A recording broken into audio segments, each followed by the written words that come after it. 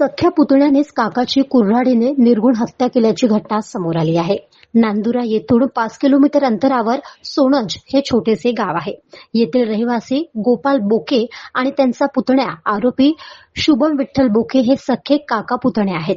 यांच्यामध्ये काही शाब्दिक वाद काही दिवसांपूर्वी झाला होता आणि शुभम बोके हा त्याचा काका गोपाल बोकेच्या घरी कुऱ्हाड घेऊन घरासमोर चक्रा मारत होता. याची माहिती मृतकाच्या पत्नीने गोपाल बोके यांना देत, शुभम हा तुम्हाला मारण्यासाठी आपल्या घरासमोर चक्रा मारत आहे असे सांगाल तुम्ही असा रिपोर्ट नांदुराला देण्याचा सल्ला दिल्याने मृतकाच्या पत्नीने सांगितल्याप्रमाणे गोपाल बोके यांनी पहिल्या दिवशी शुभम बोके याच्या नावाची धमकी आणि जीवे मारण्याची अशी रिपोर्ट नांदुरा पोलीस स्टेशनला दिली होती.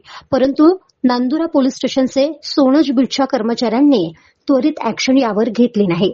जर घेतली असती तर कदाचित हा मोठा अनर्थ टळला असता असे मृतकाच्या पत्नीचे म्हणणे आहे. या घटनेचा पुढील तपास नांदुरा पोलीस स्टेशनचे ठाणेदार विलास पाटील आणि त्यांचे सहकारी करीत आहेत. 10 वाजता तो सकाळी कुऱ्हाड घेऊन आला घरी. हे विशूचे वडील दोघं जण नांदुराला येल होते. मग मी फोन केला की बा हे कुऱ्हाड घेऊन मारायला येईल तुम्हाला पोलीस स्टेशनला जा रिपोर्ट द्या. हे दोघं बापले का आले रिपोर्ट दिला आणि घरी आले की बा आता हे गाडी फोडली पायऱ्या फोडल्या पोलीस लोक येतील काही पाहतील कारवाई करतील.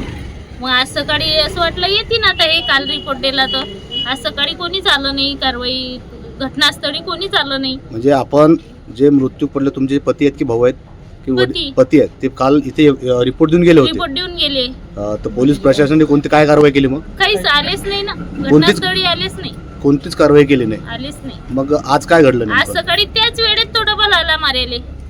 त्याला सांगलं की बा आमच्या जीवाला धोका आहे तो कुऱ्हाड घेऊन मारायला येते तुम्ही या. तुम्ही आज सकाळी परत पोलीस प्रशासनाला फोन केला होता का? नाही ते 2 मिनिटातच झालं ना हा कार्यक्रम. तो आला आणि डायरेक्ट त्यानं मारला. त्यांना खालीच सांगून ठेवलं होतं की तुम्ही सकाळी या समजा आमच्या घरी. आणि वरून आता आम्ही म्हटलं तर पोलीसवाल्यांना या पोराला गच्ची दिली. ज्याचे मी वडील अंदर वारले गेलो बघायले तर मला गच्ची आणून बाहेर काढलं. ते आज जे काही झालं की नाही माझे बाबा वारले याले कारणीभूत नांदुरा पोलीस स्टेशन जबाबदार आहे. पोलीस जबाबदार असं पोलीस जबाबदार आहे.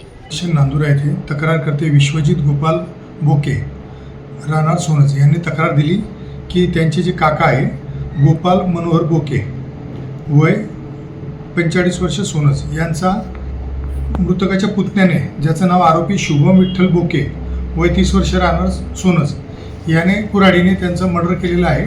त्यांच्या छातीत वार करून त्यांचा जीव घेतलेला आहे. अशा लेखी तक्रार येऊन आरोपी शुभम विठ्ठल बोके याच्याविरुद्ध जुने कलम 302 नुसार गुन्हा दाखल झालेला आहे. आरोपीला अटक केलेला आहे आणि आता पोलीस पुढचा तपास करीत आहेत. गाव माझा न्यूज करिता राहुल खंडेराव, नांदुरा, बुलढाणा.